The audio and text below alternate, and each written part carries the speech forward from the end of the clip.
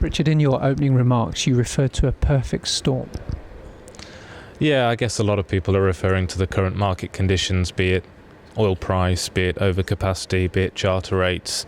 And I think all of those together with the environmental regulations and global economics means that we really are in a very difficult period for the market at the moment. This is a cyclical industry, so the idea that it would hit difficult patches is not new. But in one of your comments during the open discussion, you suggested it's time for more creative thinking.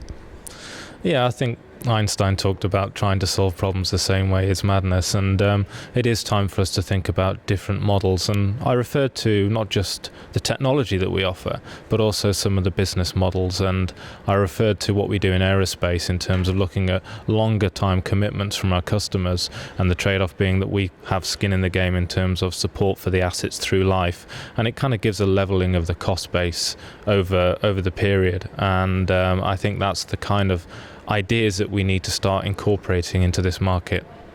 So how would one structure such a deal? What would be typical? Well, I think the first thing to do is to talk to the industry about their acceptance of such models and moving away from a traditional contracting environment to more of a partnership and strategic alliance, because that's what's fundamental here.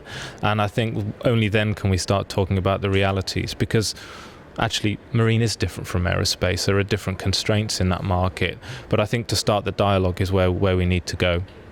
You shared the podium with DVB, and perhaps one of the most striking facts that came out of that presentation is the rate that the yards can rebound.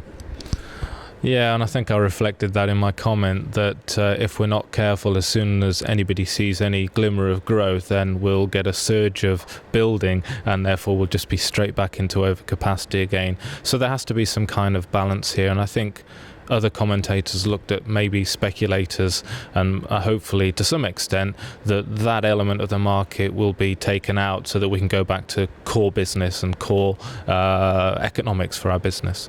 In the more technologically focused moments of the discussion, big data came up, and you made the point that there's a lot of big talk around big data, but perhaps not a lot of follow-through as yet.